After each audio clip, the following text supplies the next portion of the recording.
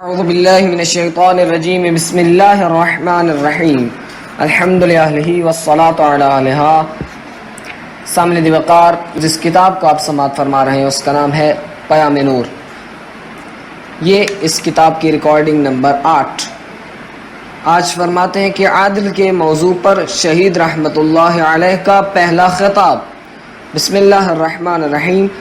ہمارا موضوع بحث یہ تھا کہ اہل حدیث چونکہ دینی امور کے بارے میں کہتے ہیں کہ ہمیں بغیر کسی چون چراں تعبداً قبول کرنے چاہیے، چونکہ اہل حدیث تعقل و تدبر کی اجازت نہیں دیتے، اس لیے وہ کہتے ہیں کہ خدا عادل ہے اور خدا نے اس نظام عالم کو عدالت پر بنایا ہے، تو پھر یہ اختلافات کیوں، یہ بیماریاں کیوں، یہ موت و حیات کیوں؟ یہ سوالات اور ان کے جوابات سرے سے ہی ختم ہو جاتے ہیں۔ اس لیے وہ کہتے ہیں کہ اصلاً ان چیزوں کی اجازت نہیں ہے۔ جس طرح مثال دیتے ہیں کہ جب ایک شخص نے سوال کیا بسم اللہ الرحمن الرحیم الرحمن علی العرش استوى طٰہٰ آیت نمبر 5، اس سے کیا مراد ہے؟ تو اس نے غصے میں جواب دیا کہ الکیفیت مجہولۃ والاستواء معلوم فالسؤال بدعہ، سوال کرنا بدعت ہے، اور پھر اس شخص کو محفل سے اٹھا دیا۔ اس جواب سے اس نے اپنے آپ کو مطمئن کر لیا۔ دوسرا گروہ اشاعرہ کا ہے۔ اشاعرہ بھی یہ کہتے ہیں کہ اشیاء کا حسن و قبح ذاتی نہیں ہے، یعنی اشیاء فی ذات ہی اچھی یا بری نہیں ہوتی، خدا جو چیز انجام دیتا ہے وہ عدل ہے اور جو انجام نہیں دیتا وہ ظلم ہے۔ دوسرا مسئلہ یہ ہے کہ وہ کہتے ہیں کہ خداوند متعال کے ساتھ فعل میں شریک ہونا یہ بھی جائز نہیں ہے، بس خداوند متعال ہے کہ سب کچھ انجام دے رہا ہے، جس طرح معاذ اللہ کہتے ہیں کہ شر بھی اس کی طرف سے ہے اور خیر بھی اس کی طرف سے۔ بنابراین وہ کہتے ہیں کہ جو کچھ خدا انجام دے رہا ہے وہ عدل ہے، اور یہاں فاعل فقط اور فقط اللہ ہے، تو پس ان کے نظریے کے مطابق ظلم دنیا میں ہے ہی نہیں، یہ بھی ایک طرح سے عدل کے منکر ہو گئے۔ ان کے لیے بھی یہ مسئلہ پیش ہی نہیں آئے گا، کیونکہ ان کے نزدیک ظلم ہے ہی نہیں کہ آپ اعتراض کریں کہ یہ کیوں ایسا ہے۔ اس کے متعلق بھی ہم نے عرض کیا کہ یہ صحیح نہیں ہے۔ تیسرا گروہ عدلیہ کا ہے، جس میں معتزلی اور شیعہ آتے ہیں۔ یہ لوگ اشیاء کے لیے حسن و قبح ذاتی کے قائل ہیں، یعنی ہماری عقل ہمیں یہ کہتی ہے کہ کچھ چیزیں ایسی ہیں جو اچھی ہیں، نیک اور حسن ہیں، اور کچھ کام ایسے ہیں جو برے اور قبیح ہیں۔ جیسا کہ ہم نے مثال دی کہ اگر ہم چین بھی چلے جائیں یا روس یا جہاں مذہب وجود ہی نہیں رکھتا چلے جائیں، وہاں بھی عدل کو اچھا اور نیک سمجھتے ہیں اور ظلم کو برا سمجھا جاتا ہے۔ تو یہ حکم کس کا ہے؟ یہ جناب عقل کا ہی حکم ہے۔ عقل یہ کہتی ہے کہ عدل اچھا ہے اور ظلم برا ہے، پس عدلیہ کا نظریہ یہ ہے کہ اشیاء کے لیے حسن و قبح ذاتی ہے۔ اشاعرہ کی دوسری بات، جو وہ لوگ کہتے ہیں کہ خدا کے ساتھ فعل میں کوئی بھی شریک نہیں، عدلیہ ان کی بات کی بھی نفی کرتے ہیں اور کہتے ہیں کہ خدا کے علاوہ بھی فاعل ہیں۔ ان دو باتوں کو عدلیہ تسلیم کرتے ہیں، لیکن پھر وہ کسی حوالے سے کہتے ہیں کہ خدا عادل ہے، اس حوالے سے کہ چونکہ خدا ہے کہ جس نے عقل کو خلق کیا ہے، اور ہماری عقل مستقل طور پر کچھ چیزوں کو اچھا سمجھتی ہے اور کچھ چیزوں کو برا۔ ہمارے انسانی معاشرے میں معیار اور مقیاس عدل اور ظلم ہے۔ مثلا جو کام اچھا ہے ہم کہتے ہیں اس کو انجام دینا چاہیے، اور جو کام برا ہے اس کو انجام نہیں دینا چاہیے۔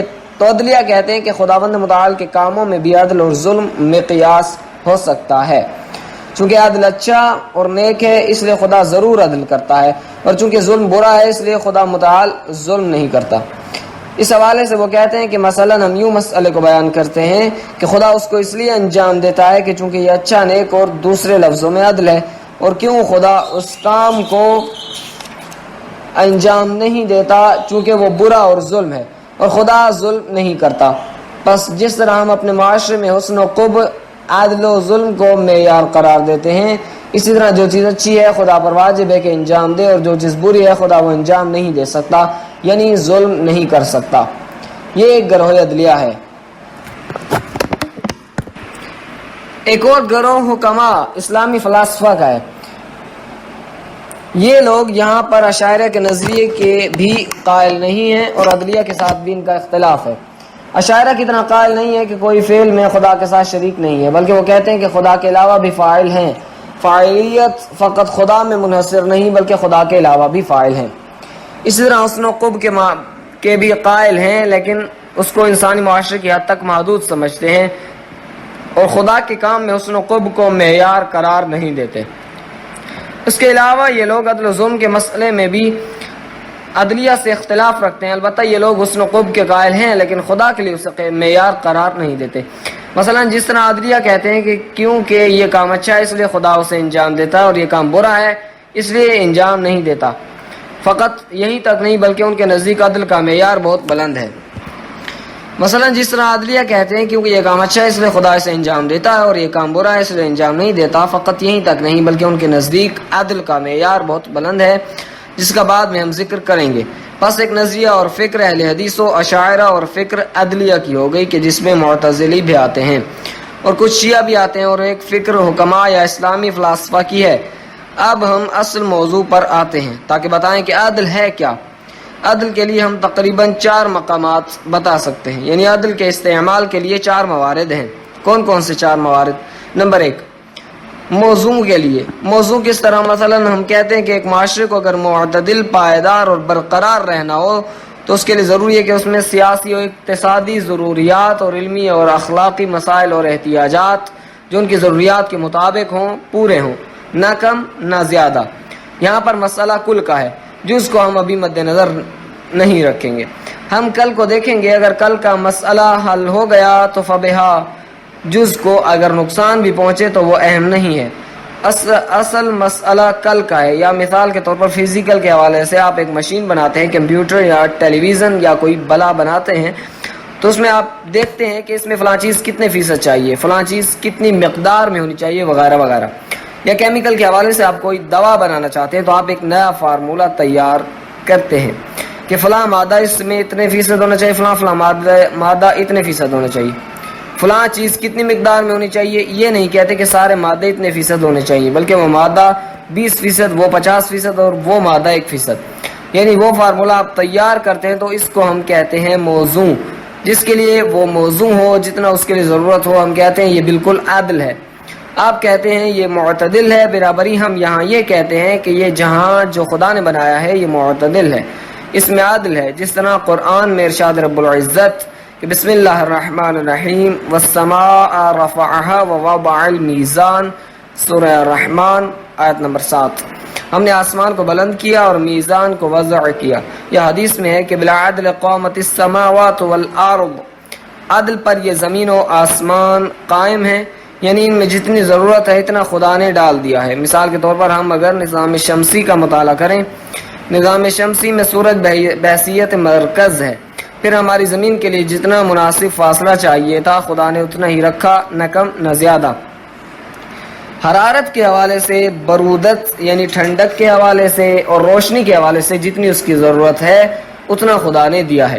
اسی طرح کہکشاں کی طرف جائیں, ایٹم کی طرف جائیں, یعنی جب آپ اس نظام کا مطالعہ کریں تو یہ ثابت ہو جائے گا کہ اس میں جس چیز کی جتنی مقدار میں ضرورت تھی خدا متعال نے اتنی ہی مقدار میں دے دی ہے.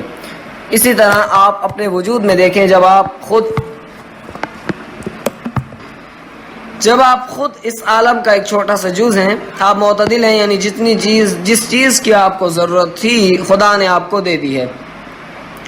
اس مقام پر عدل مذکورہ معنی میں استعمال ہوتا ہے. وہ لوگ جو عدل سے یہ معنی لیتے ہیں تو عدل پر وارد ہونے والے اعتراضات, مثلا اختلافات کیوں ہیں, کوئی گنگا ہے, کوئی غریب, کوئی امیر, کوئی مثلا کنزین ہے, بیمار ہے, مفلوج ہے, بیماری, موت, زلزلے, سیلاب وغیرہ وغیرہ, تو اس کا جواب یوں دیتے ہیں کہ اس نظام میں ہمیں ان چیزوں کی ضرورت ہے اور چونکہ ان کی ضرورت ہے اس لیے ان چیزوں کا ہونا ضروری ہے. اس طرح یہ لوگ اپنے آپ کو اس جواب سے قانع کر لیتے ہیں. جواب تمام ہو گیا. وہ کہتے ہیں کہ یہ جو نظام خدا نے قائم کیا ہے ان میں ان اشیاء کی اتنی ہی ضرورت تھی, یہاں کل کی مصلحت کا خیال رکھا جاتا ہے. اب کل کے حوالے اگر اس جز کے حقوق کو پامال کیا گیا ہے تو یہ اہم نہیں کیونکہ کل محفوظ ہے. ہم یہ سمجھتے ہیں کہ ان کا جواب ان لوگوں کے لیے درست ہے جو یہ اعتراض کرتے ہیں کہ یہ عالم نسبت کے لحاظ سے متناسب نہیں, یعنی اس عالم میں جس طرح نسبت ہونی چاہیے تھی اس طرح نسبت نہیں.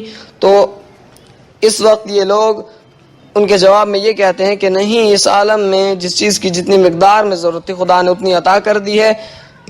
تو ان کی یہ بات ان لوگوں کے لیے ہے جو اس عالم میں غیر تناسب کی بات کرتے ہیں, ان کے لیے یہ بات بڑی موزوں ہے. لیکن ہم نے جو دوسرے اشکالات وارد کیے ہیں ان کے لیے جواب مناسب نہیں ہے, لہٰذا وہ اشکال اپنی جگہ پر باقی ہے. اور اس عالم میں ساری کی ساری ضرورتوں کے مطابق چیزیں رکھی گئی ہیں. جو یہ کہتے ہیں کہ عالم غیر متناسب ہے ان کی باتوں کا جواب تو مل جاتا ہے، لیکن یہ کہ اس عالم میں فرض کریں یہ ظلم کیوں ہے، پھر یہ بیماری اور موت کیوں ہے، ان کا جواب نہیں ہو سکتا. دوسرے مقام پر عادل مساوات کے معنی میں استعمال ہوا ہے. ہم کہیں گے عادل یعنی کسی قسم کا فرق نہ ہونا، سب کے سب برابر اور سب کو ایک نظر سے دیکھا جائے.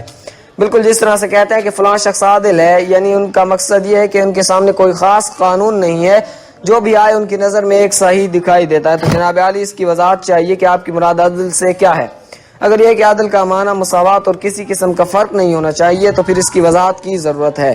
اگر آپ کی مراد یہ کہ کسی قسم کے استحقاق کا خیال نہ رکھا جائے اور سب کو ایک نظر سے دیکھا جائے، اگر مساوات سے یہ مراد ہے تو یہ ظلم ہو جائے گا. آپ کے سامنے دو آدمی آتے ہیں، ایک مستحق اور ایک غیر مستحق. آپ اگر دونوں کے 1000 روپیہ اٹھا کر دے دیتے ہیں تو یہ ظلم ہے، عادل نہیں. اور اگر مراد یہ ہو کہ ٹھیک نہیں ہے، لیکن اگر مراد مساوات سے یہ ہو کہ نہیں، جو مستحق ہے اپنے استحقاق کے حوالے سے ہم ان کو برابر دیکھتے ہیں، تو وہ عادل کا تیسرا معنی بن جائے گا جس کو ہم بیان کریں گے. پس اس لحاظ سے عادل کے معنی میں کوئی اضافہ نہیں ہوا. بس دوسرا معنی عادل کا ہم کیا لیں گے، یعنی مساوات. تیسرا معنی یا تیسری جگہ جہاں لفظ عادل استعمال ہوتا ہے وہ یہ ہے کہ ہم مستحق افراد کو دیکھتے ہیں، مستحق اور غیر مستحق.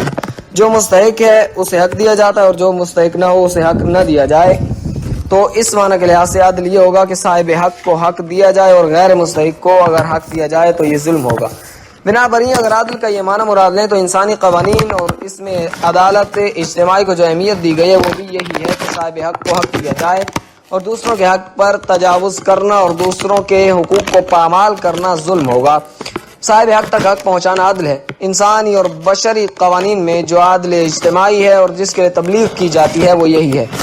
بنا پر اس قسم کی عدالت کے دو ستون ہیں. یہ عدالت کے جس کا بشری قوانین میں بھی لحاظ رکھا گیا ہے، اس کی دو بنیادیں ہیں. ایک یہ ہے کہ اس قسم کی عدالت میں حقوق انسانی اور انسانی اولویت کو دیکھا جاتا ہے. ایک چیز ہے مثلا اسی آبا کو لیجئے کہ میں آپ کی نسبت زیادہ اس پر اولویت رکھتا ہوں، یعنی اس اینک کا آپ کی نسبت میں زیادہ حقدار ہوں. یا جب بچہ پیدا ہوتا ہے تو یہ جسمانی طور پر طبیعت کے حوالے سے اپنی ماں کے دودھ کا دوسرے بچوں کی نسبت زیادہ مستحق ہے. یہ ایک بنیاد ہے. دوسری بنیاد یہ کہ انسان کی کچھ ذاتی خصوصیات ہیں، یعنی انسان کو خدا نے ایسا پیدا کیا ہے کہ اگر یہ معاشرے کو برقرار رکھنا چاہتا ہے تو اپنے لیے کہتا ہے کہ یہ چیزیں ہونی چاہیے اور یہ چیزیں نہیں ہونی چاہیے. اس قسم کی قراردادیں بناتے ہیں. ایک معاشرہ اگر سعادت مند ہو تو اس کو یہ کرنا چاہیے اور یہ نہیں کرنا چاہیے. یہ ان کے اپنے بنائے ہوئے قوانین ہیں. یہ دوسری بنیاد ہے. اب ہم عادل کے حوالے سے بحث کرتے ہیں. اگر عادل کا یہ تیسرا معنی ہو تو آیا خدا کو ہم اس حوالے سے عادل کہہ سکتے ہیں یا نہیں؟ کیوں؟ اس لیے کہ یہ بات وہاں درست ہے کہ فرض کریں میں حکمران بن گیا، میرے پاس افراد آتے ہیں، کچھ حقدار ہوتے ہیں اور کچھ حقدار نہیں ہوتے. اگر میں حقدار کو حق دوں تو آپ مجھے عادل کہیں گے، اور اگر میں حقدار کو حق نہیں دوں گا، اس کے حقوق کو پامال کروں گا، تو آپ مجھے ظالم کہیں گے. اب خدا پر کس کا حق ہے؟ ہر حاکم پر رعیت کا حق ہوتا ہے، لہذا اگر وہ ان حقوق کی رعایت کرے گا تو اس وقت ہم اس کو عادل کہیں گے، اور اگر اپنی رعیت کے حقوق کی رعایت نہیں کرے گا تو ہم اسے ظالم کہیں گے. لیکن مخلوق کا خالق پر کوئی حق ہے؟ وہ تو مالک علی الاطلاق ہے، سب کچھ اسی کی طرف سے. مثلا کیا انسان اپنے وجود، اپنی آنکھوں اور اعضاء و جوارح کا خود مالک ہے یا خدا نے اسے دی ہیں؟ اگر یہ چیزیں خدا اسے نہ دیتا تو آیا خدا پر اس کا کچھ حق تھا یا نہیں؟ مثال کے طور پر دو آدمیوں نے ایک ساتھ شادی کی، ایک کے یہاں بچے ہوئے ایک کے یہاں نہیں ہوئے. جس کے بچے نہیں ہوئے آیا اس کا خدا پر کوئی حق ہے؟ یا جس کو خدا نے بچے دیے ہیں اس پر اپنا تفضل کیا ہے؟ آخر ایک ہوتا ہے کسی کو اپنا حق دینا، ایک یہ ہوتا ہے کہ آپ پر اس کا کوئی حق نہیں لیکن آپ اپنی جیب سے اس کو کچھ دے دیں، تو یہ آپ کی طرف سے تفضل ہے.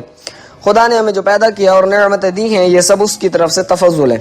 انسان اور حیوانوں کا کسی کا بھی خدا پر کوئی حق نہیں، کیونکہ ہم نے کہہ دیا کہ وہ مالک علی الاطلاق ہے، لہذا یہاں اولویت یا حق کا کوئی مسئلہ ہی نہیں ہے. مثال کے طور پر ہم یہ کہیں کہ خدا نے ہمیں پیدا کیا ہے تو خدا چونکہ ہم پر حق رکھتا تھا کہ ہمیں وہ پیدا کرتا تو اس نے ہمیں صحت اور دوسری چیزیں دیں.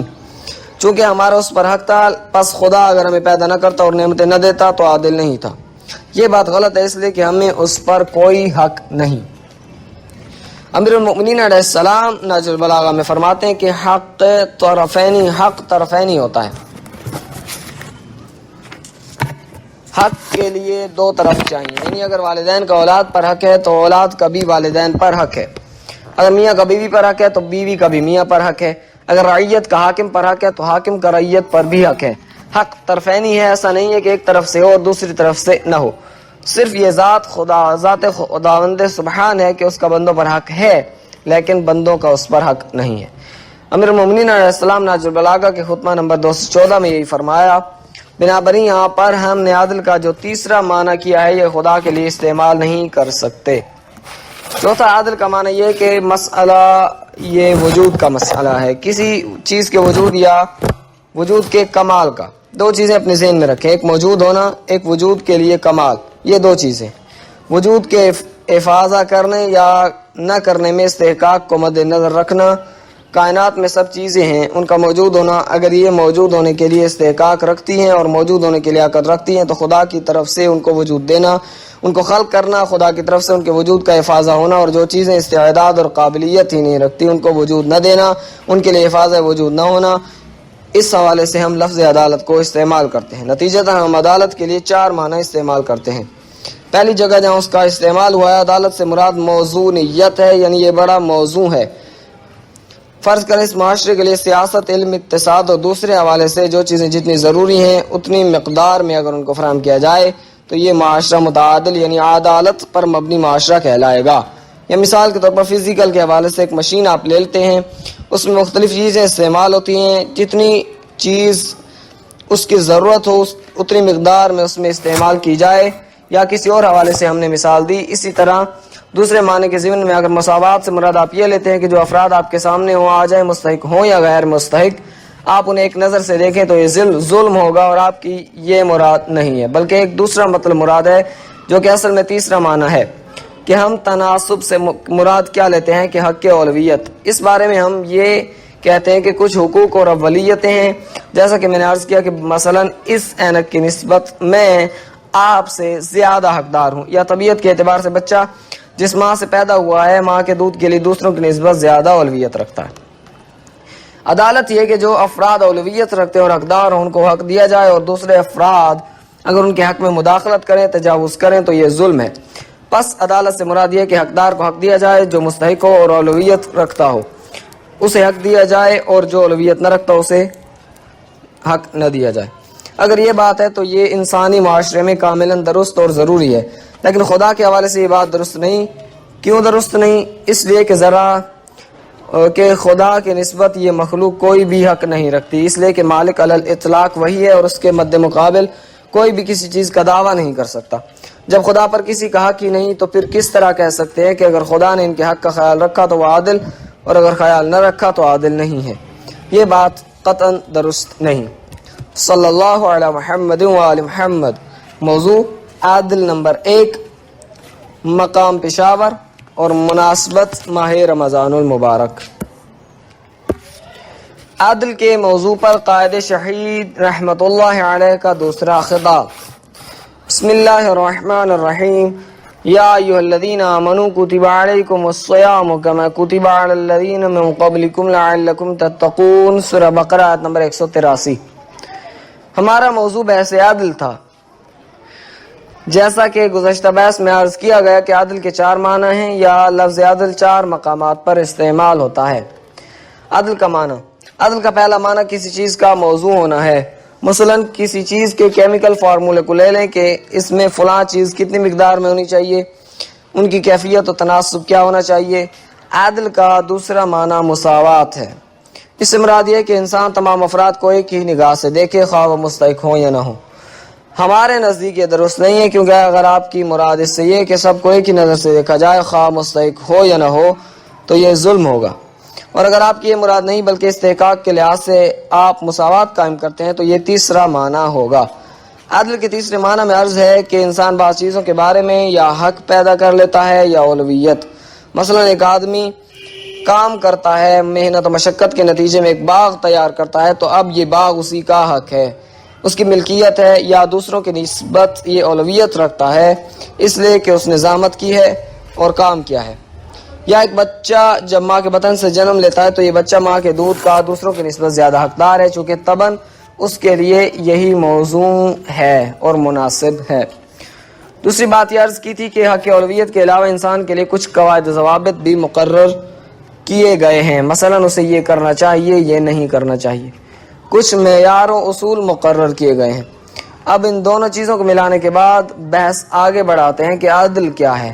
اگر کوئی شخص ایک چیز کا حقدار ہے تو آپ حق کو حقدار تک پہنچائیں، اسے ہم عدل کہتے ہیں۔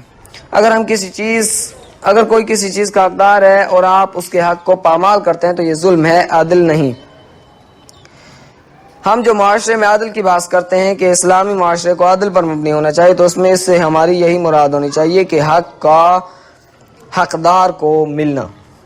لیکن اس قسم کے عدل کو خدا کی طرف نسبت دینا مناسب نہیں، کیونکہ خدا کے مقابلے میں کوئی بھی کسی قسم کا حق یا ملکیت کا دعویٰ نہیں کر سکتا۔ وہ مالک علی الاطلاق ہے، لہذا ہم نہیں کہہ سکتے کہ اس کے مقابلے میں یہ ہمارا حق ہے، ہم اس چیز کے حقدار ہیں۔ اگر وہ ہمیں دے تو ہم کہیں گے کہ یہ عدل ہے، اور اگر نہ دے تو ہم کہیں گے یہ ظلم ہے۔ عدل کے اس معنی کے لحاظ سے ہم اس کی نسبت خدا کی طرف نہیں دے سکتے۔ البتہ ہمارے معاشرے میں عموماً عدل کے یہی معنی لیے جاتے ہیں۔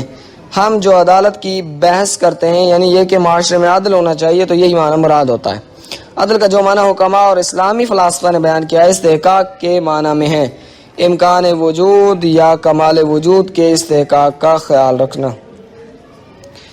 اس کا لحاظ رکھنا یا پھر اس کی طرف توجہ دینا، اس کو ہم عدل کہتے ہیں، اور اس استحقاق کی طرف توجہ نہ دینے والے کو ظلم کہتے ہیں۔ اس بات کی وضاحت ہم بعد میں کریں گے۔ یہاں ایک سوال اٹھتا ہے، قبل اس کے کہ ہم یہ سوال اٹھائیں کہ اگر خدا عادل ہے تو پھر اختلافات کیوں، کہ ایک سفید ہے اور ایک سیاہ، ایک مریض ہے اور ایک صحت مند، ایک کنزین اور ایک ذہین۔ ان سوالات سے پہلے ایک اور سوال پیدا ہوتا ہے، عادل صفت خدا ہے، وہ سوال یہ کہ آیا عادل صفت خدا ہے یا نہیں؟ اگر یہ صفت خدا ہے تو کیا خدا کی اور بھی صفات ہیں یا نہیں؟ مثلا خدا علیم ہے، حی ہے، قیوم ہے۔ خوب، اگر خدا کی یہ صفات بھی ہیں تو پھر کیوں ہم نے خدا کی اتنی صفات میں سے صرف عدل ہی کو اصول دین میں سے قرار دیا ہے، حالانکہ دوسری صفات بھی موجود تھیں؟ اور یہ بھی واضح ہے کہ اگر اس کو مطلقاً قرار نہ بھی دیں، کم از کم عدل ہمارے اصول مذہب میں سے تو ضرور ہے۔ شیعہ مذہب کی 5 بنیادوں میں سے توحید، معاد اور نبوت میں باقی مسلمان بھی ہمارے شریک، لیکن عدل اور امامت کو ہم شیعہ اصول دین میں سے قرار دیتے ہیں کہ یہ دونوں بھی اصول دین میں سے ہیں۔ اب سوال یہ پیدا ہوتا ہے کہ آپ نے خصوصاً عدالت کو ہی خدا کی باقی صفات کی نسبت اصول دین میں سے کیوں قرار دیا؟ اس کے جواب کے لیے ہمیں دوسرے مسلمانوں کے عدل کے بارے میں عقائد کو دیکھنا پڑے گا۔ عدل شیعہ مذہب کے امتیازات میں سے ہے۔ مسئلہ عدل شیعوں کے امتیازات میں سے ہے۔ ہمیں 2 چیزیں شیعہ کے امتیازات میں سے رہی ہیں، ایک عدالت اور دوسرا خدا کی توحید، یعنی شیعہ قوم کی پہچان میں سے ایک یہ ہے کہ وہ خدا کی عدالت پر عقیدہ رکھتی ہے، اسی وجہ سے اس کو خاص اہمیت دی گئی ہے اور اصول مذہب اور اصول دین میں سے قرار دیا ہے۔ لوگوں کو بیوقوف بنانے کے لیے حکمرانوں نے مسئلہ عدل میں تعریف کی اور اپنا ذاتی مفاد حاصل کیا۔ ان کی مشکل کیا تھی کہ انہوں نے عدل جیسے اہم ترین عقیدہ اور صفت خدا میں تعریف کی۔ ان کی مشکل یہ تھی کہ انہیں مسلمانوں پر حکومت کرنا تھی، مثلا یزید آیا، منصور دوانقی آیا، مروان، ہارون الرشید اور ان کی اولاد، ان سب کو مسلمانوں پر حکومت کرنا تھی اور مسند خلافت پر بیٹھنا تھا، اور اس مسند کا تقاضا یہ تھا کہ کم از کم ان کا ظاہر ٹھیک ہونا چاہیے، گناہ سے محفوظ ہونا چاہیے، انہیں متقی اور پرہیزگار ہونا چاہیے، جبکہ یہ صفات ان لوگوں میں سرے سے موجود ہی نہیں تھی۔ اب انہیں کیا کرنا چاہیے؟ واقعاً یہ ان کے لیے مشکل تھی۔ نام نہاد علماء کی خلفاء کے لیے خدمات۔ اس مشکل کو دور کرنے کے لیے انہیں ضرورت پڑی کہ کچھ نام نہاد علماء کہ جو دین سے تعلق رکھتے ہوں ان کو وہ استعمال کریں اور ان کے ذریعے لوگوں کے ذہنوں میں دین و مذہب کا ایک ایسا تصور ابھاریں کہ وہ لوگ پھر اس میں کوئی قباحت نہ سمجھے، کہ مثلا اگر کوئی حکمران شراب بھی پیتا ہے تو کوئی مسئلہ نہیں، یا اسی طرح کے دوسرے گناہ بھی انجام دیتا ہے تو کوئی بات نہیں۔ یعنی اس طرح عوام الناس کے ذہن بنائیں کہ ظالم اور فاسق حکمران اور ان کے تخت و تاج محفوظ رہیں۔ یہاں پر ان حکمرانوں نے نام نہاد علماء کا دامن تھاما، جیسا کہ کہا جاتا ہے کہ ہٹلر نے تقریباً 500 فلاسفہ اور سائنسدانوں کو جمع کیا اور ان سے کہا ہم آپ کی ضروریات کو پورا کریں گے اور آپ لوگوں کے تمام اخراجات برداشت کریں گے، لیکن شرط یہ ہے کہ ہم جو کچھ بھی کریں آپ اپنے علوم و فنون اور افکار کے ذریعے لوگوں کے ذہن میں یہ بات ڈال دیں کہ ہم جو کچھ کر رہے ہیں صحیح کر رہے ہیں۔ لہذا خلفاء نے مسئلہ عدل سے ناجائز فائدہ اٹھانے کے لیے بھی ایک مہم چلائی، تو شیعہ ان کے مقابلے میں کھڑے ہو گئے اور عدل کو خصوصی اہمیت دی تاکہ وہ لوگ خصوصاً حکمران طبقہ اس سے ناجائز فائدہ نہ اٹھا سکے، اور جو حکومت چاہتی ہے کہ مذہب کے حوالے سے لوگوں پر حکومت کرے تو وہ ہر لحاظ سے لوگوں کو دبانے کے لیے زور و طاقت استعمال کرے گی، بعض کو قید خانوں میں ڈال دے گی، کسی کو کوڑے لگائے جائیں گے اور کسی کو پھانسی دے گی، لیکن ساری زمین تو اپنے زور و طاقت کے بلبوتے پر اپنے لیے ہموار نہیں کر سکتی، خصوصاً جب معاشرہ ایک مذہبی معاشرہ ہو، وہاں پر لوگوں کو مطمئن کرنے کے لیے اسے کوئی نہ کوئی طریقہ اپنانا پڑے گا تاکہ مذہب کے حوالے سے لوگوں کو مطمئن کر سکے۔ لہذا ان ظالم حکمرانوں نے ہمیشہ دولت اور زور کے ساتھ ساتھ اس مقصد کے لیے نام نہاد علماء اور بے دین مذہبی افراد کو بھی استعمال کیا۔ عرض کر رہا تھا کہ اس زمانے کے حکمران خصوصاً امیر المومنین علیہ السلام کی شہادت کے بعد جو افراد آئے ان کے لیے یہ مسائل پیدا ہو گئے، انہوں نے احساس کیا کہ اگر ہمارے ساتھ مذہب نہ ہو تو ہم ان لوگوں پر کیسے حکومت کر سکتے ہیں، لہذا انہوں نے اس قسم کے افراد کو استعمال کیا۔ انہوں نے جو کام ان حکمرانوں کے لیے انجام دیا وہ یہی مسئلہ عدل تھا، اس میں تعریف کر کے لوگوں کے سامنے پیش کیا۔ یہاں پر امام زین العابدین علیہ السلام کی ایک حدیث پیش کرتا ہوں جو آپ علیہ السلام نے محمد بن مسلم کو خط لکھا۔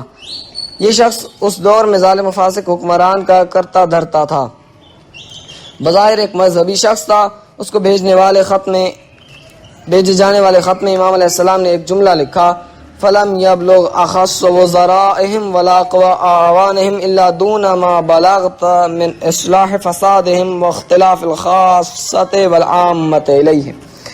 اے زہری، ان فاسد حکمرانوں کے لیے وہ کام جو ان کے خاص وزراء اور ان کے قوی ترین اعوان و انصار نہ انجام دے سکے وہ تم نے کر دکھایا، اس لیے کہ تم نے ان کے فساد کو اسلامی رنگ میں پیش کیا، یعنی وہ جو کچھ بھی خلاف اسلام انجام دیتے ہیں تم نے اس کو ایسے رنگ میں پیش کیا کہ لوگ خیال کرنے لگے کہ یہی عین اسلام ہے۔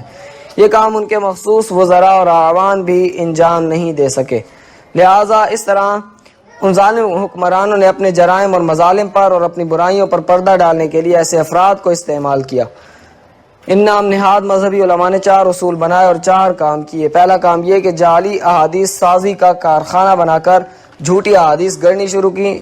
دوسرا کام یہ کیا کہ حسن و قوب عقلی کا انکار کر دیا، یعنی عقلاً نہ کوئی چیز اچھی ہے نہ بری، بلکہ جس کو خدا چاہتا ہے اچھا بناتا ہے اور جس کو خدا برا کہے وہی برا ہے۔ تیسرا کام یہ انجام دیا کہ خدا کے بارے میں عدالت کے تصور حقیقی کو غلط انداز میں پیش کیا۔ اور چوتھا کام یہ کہ جبر کا نظریہ پیش کیا، جیسا کہ پہلے بھی میں نے اس جانب اشارہ کیا تھا کہ ان کے نزدیک جو کچھ کرنے والا ہے خدا ہے، ہم تو مجبور ہیں، اپنے اچھے برے ہر فعل کو خدا کی جانب منسوب کر دیا۔ یہ 4 اصول بنانے کا مقصد یہ تھا کہ ان کے ذریعے ان فاسد حکمرانوں کے مفاسد اور برائیوں پر پردہ ڈال سکے۔ ان 4 اصولوں کا مختصر جائزہ لیتے ہیں، لہذا ان میں سے پہلے ہم احادیث کے حوالے سے بات کرتے ہیں۔ حدیث کی داستان۔ احادیث کی بحث بہت مفصل ہے، یا ہم مختصراً بیان کرتے ہیں۔ ممکن ہے کہ حدیث کی تاریخ بیان کرتے ہوئے ایسی باتیں آئیں جو مناسب نہیں ہیں کہ ہم بیان کریں، لہذا انہیں ہم نظر انداز کرتے ہیں، ورنہ آپ کو پتہ چلتا کہ خود حدیث پر کتنے مراحل گزرے ہیں۔ حدیث پر رسول اکرم صلی اللہ علیہ وآلہ وسلم کی وفات کے بعد البتہ میں اس بحث کو چھوڑتا ہوں، لیکن یہ کہ کس طرح حدیث کا بازار گرم ہوا میں اگر شیعہ کتب کا حوالہ دوں تو مناسب نہیں، بہتر اہل سنت کی کتابوں سے حوالہ دوں۔ ابن ابی الحدید معتزلی جو نہج البلاغہ کے شارح ہیں، انہوں نے نہج البلاغہ کی شرح میں یہ مطالب لکھے ہیں۔ چنانچہ وہ لکھتے ہیں کہ امیر المومنین علیہ السلام کی شہادت کے بعد جب یہ لوگ سیاہ و سفید کے مالک ہو گئے تو انہوں نے جہاں جہاں پر ان کی حکومت تھی یہ حکم نامہ بھیجا۔ یہ ابن ابی الحدید کے جملے ہیں کہ تم تحقیق کرو اور دیکھو کہ جو لوگ بھی خلیفہ کے فضائل و مناقب نقل کر رہے ہوں، اس کے بارے میں حدیث بیان کر رہے ہوں، انہیں حکومت کے نزدیک لے آؤ اور ان سے احترام و عزت کا سلوک کرو۔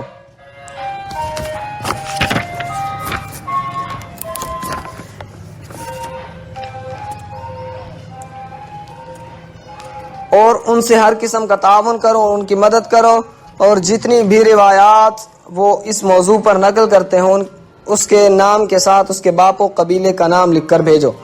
اس کے بعد ابن ابی الحدید لکھتے ہیں کہ انہوں نے اپنے حکم نامے میں یہ بھی لکھا، اگر ابو تراب کے بارے میں ایک بھی حدیث نقل کی جائے تو تم دوسروں کے بارے میں ایک حدیث گھڑ دو۔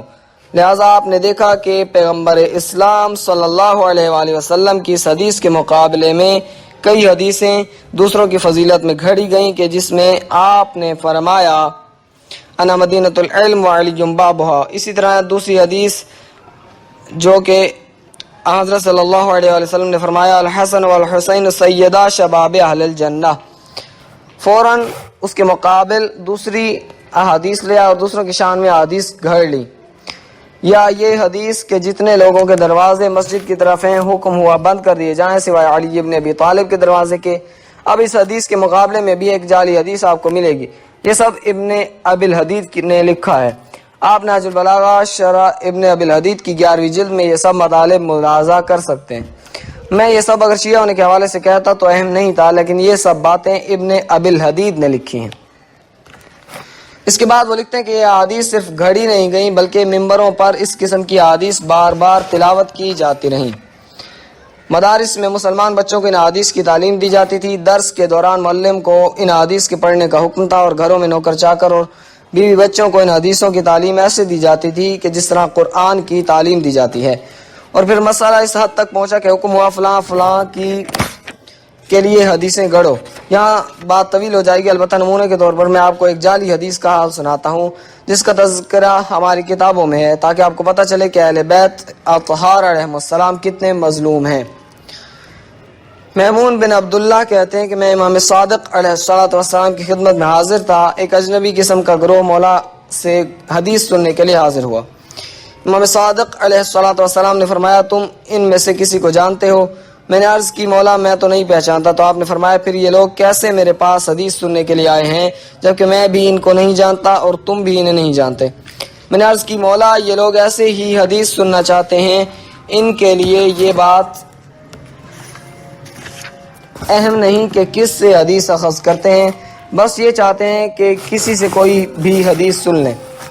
امام علیہ السلام نے ان میں سے ایک کو خطاب کر کے فرمایا کہ میں چاہتا ہوں تم ہمیں کچھ سناؤ، یعنی آپ جو کہتے ہیں کہ ہم نے دوسروں سے بھی حدیثیں سنی ہیں تو پھر ہمیں بھی کچھ بتاؤ کیا سنا ہے۔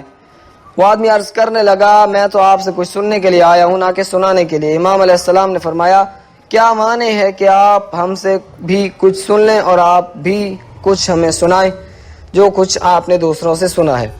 کیا جس شخص نے آپ سے یہ حدیث بیان کی ہے اس نے پابندی لگائی ہے کہ یہ امانت ہے کہ کسی کو نہ دینا؟ تو کہنے لگا نہیں ایسا نہیں ہے۔ اس پر امام علیہ السلام نے فرمایا تو پھر سناؤ۔ بالآخر وہ آدمی شروع ہو گیا اور اس طرح حدیث سنانے لگا، میں نے فلاں سے سنا اور فلاں نے فلاں سے، اور یہاں تک کہ آخر میں سفیان ثوری تک جا پہنچا کہ سفیان ثوری نے حضرت جعفر ابن محمد علیہ السلام سے سنا کہ آپ نے فرمایا کہ کلہ حلال الا الخمر، یعنی تمام نشہ آور چیزیں حلال، یعنی نشہ آور تمام چیزیں حلال ہے سوائے شراب کے۔ امام علیہ السلام نے فرمایا آگے مزید بتاؤ۔ کہنے لگا جو کچھ میں نے سنا بتا دیا۔ تو آپ نے فرمایا بس تمہارے پاس یہی حدیث ہے؟ تو اس نے کہا نہیں اور بھی ہیں۔ تو امام علیہ السلام نے فرمایا تو پھر وہ بھی سناؤ۔ وہ ایسا سفید جھوٹ بولنے لگا کہ محمود بن عبداللہ کہتے ہیں مجھے ہنسی آنے لگی، لیکن امام علیہ السلام نے اشارہ سے مجھے منع کیا۔ وہ میری جانب رخ کر کے کہنے لگا آیا حق کے سننے پر ہنس رہے ہو یا باطل کے سننے پر؟ اس کے بعد امام علیہ السلام نے پھر اصرار کیا کہ مجھے مزید کچھ سناؤ۔ تو پھر اس نے ایک اور حدیث اس طرح بیان کی کہ سفیان ثوری نے محمد بن منقدر سے نقل کیا ہے کہ ایک مرتبہ علی بن ابی طالب علیہ السلام نے کوفہ کی مسجد میں ممبر پر فرمایا اگر میرے پاس کسی ایسے شخص کو لایا جائے کہ جو مجھ کو فلاں فلاں پر افضل سمجھتا ہو تو میں ایسے شخص پر افتراء کی حد جاری کروں کہ اس نے افتراء باندھا ہے۔ امام علیہ السلام نے فرمایا مزید کچھ بیان کرو۔ وہ بولا نعیم بن عبداللہ نے جعفر ابن محمد علیہ السلام سے میرے لیے نقل کیا ہے کہ انہوں نے فرمایا علی ابن ابی طالب علیہ السلام یہ بہتر سمجھتے تھے کہ خرما کے درخت کے سائے میں بیٹھے خرما کھاتے لیکن جنگ جمل اور نہروان میں شریک نہ ہوتے۔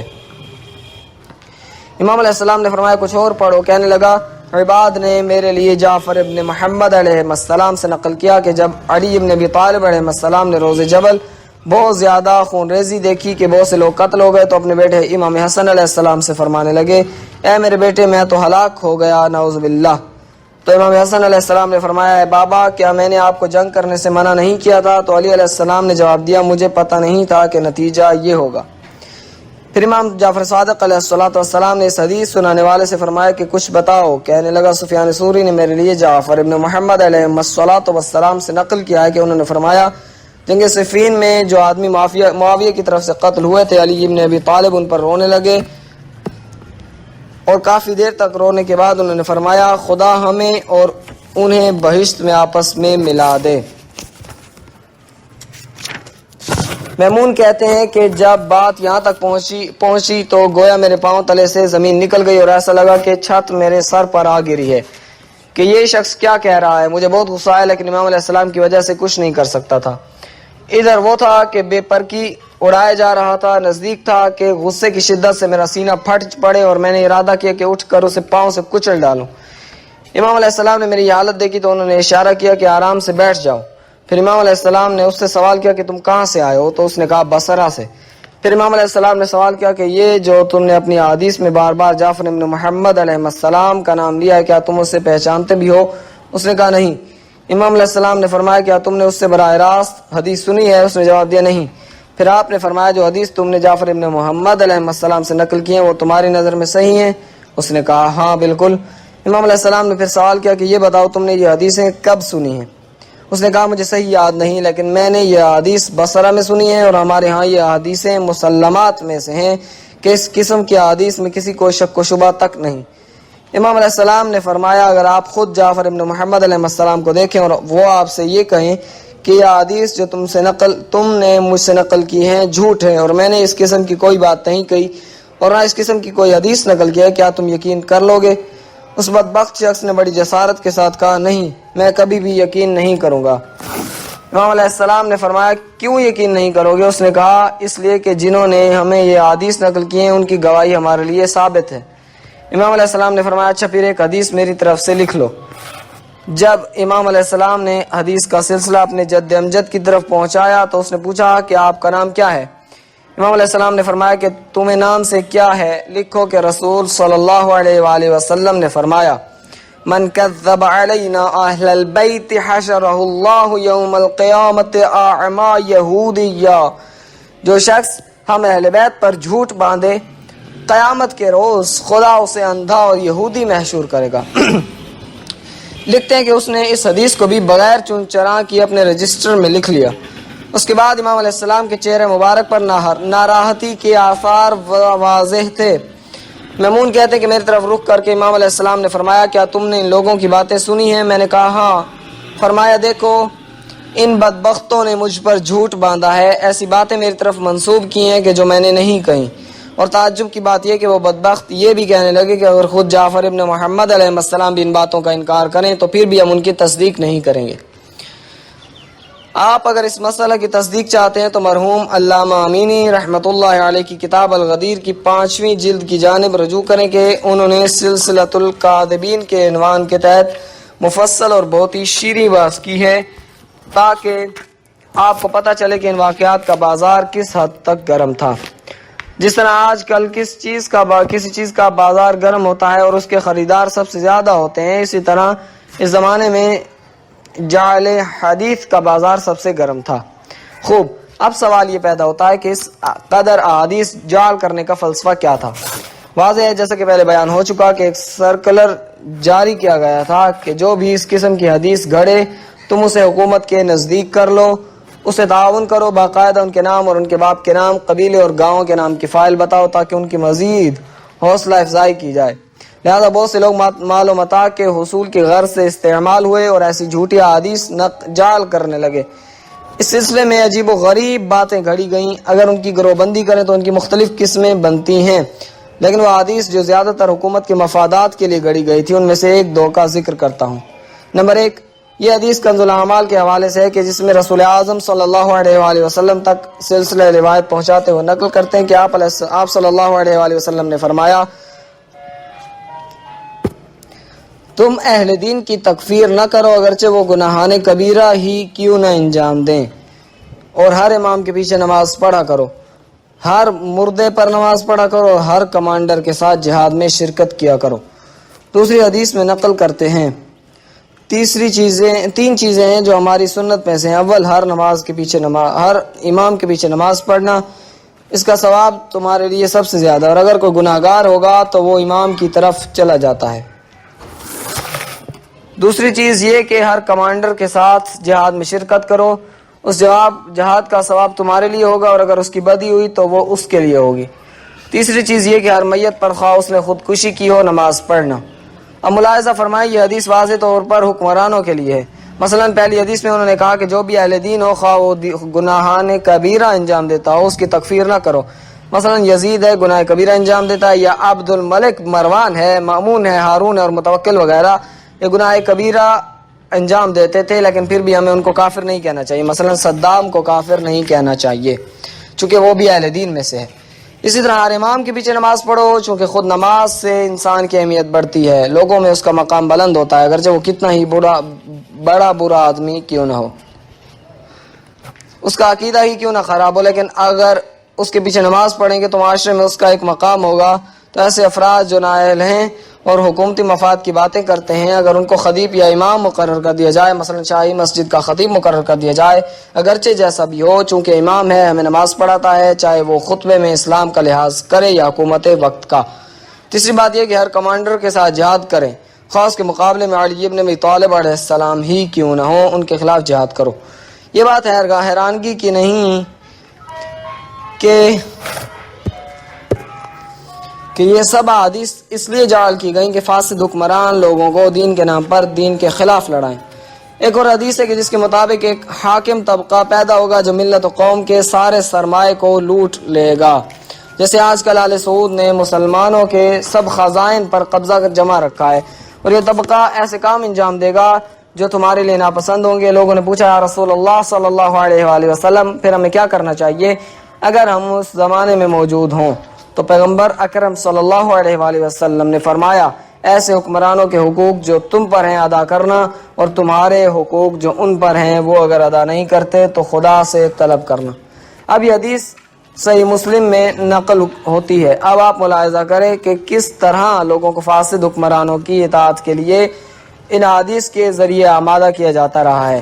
ایسی حدیث بہت زیادہ ہیں، ہم اس سے زیادہ نقل نہیں کرتے. خلاصہ یہ کہ ان لوگوں نے پہلا کام یہ کیا کہ حدیث سازی کا کارخانہ کھولا، اور ان کارخانوں میں حکمرانوں کے مفاد کے لیے اور مسلمانوں کو ان کے مقابلے میں بے دست پا کرنے کے لیے یہ حدیث گھڑی. یہ ایسے حقائق ہیں کہ جن سے کسی کو انکار نہیں، لیکن ہم اپنے برادران کی خاطر زیادہ نقل نہیں کرتے تاکہ وہ برا نہ منائیں. صلی اللہ علی محمد وآل محمد. موضوع عدل نمبر 2، مقام پشاور، مناسبت ماہ رمضان المبارک.